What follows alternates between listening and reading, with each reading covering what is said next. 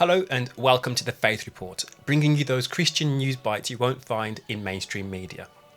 The Scottish Government has announced it will launch a public consultation on the proposed legislation to ban conversion therapy on January the 9th. Conversion therapy refers to any practice that seeks to change someone's sexual orientation or gender identity.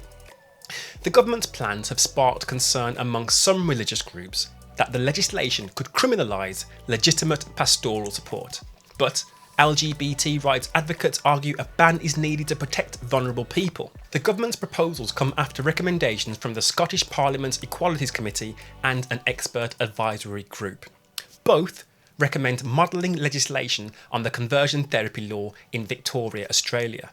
Now, some legal experts warn that this could criminalise mainstream religious practices like prayer.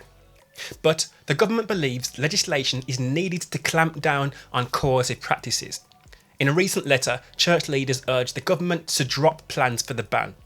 Over 1,800 people signed, including 500 church leaders.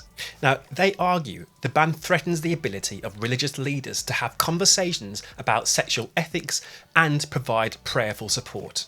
There are also concerns the ban could criminalise parents seeking to prevent children from accessing irreversible medical interventions. However, the government remains committed to bringing forward legislation. LGBT advocacy groups continue to campaign for an expansive ban covering even informal conversations. Despite years of activist campaigning, the public seems unconvinced of the need for this legislation. Polling from September found that only 5% of Scottish adults see it as a priority. There are already laws protecting people from abuse and coercion.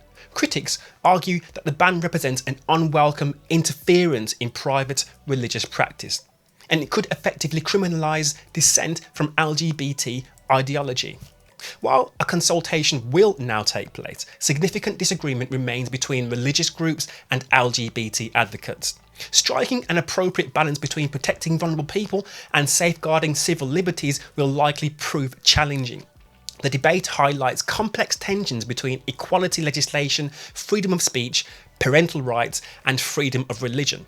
Scotland will be closely watched as it navigates these issues in the months ahead. So do you think consultation on January the 9th is a good thing or a bad thing? Let me know in the comments.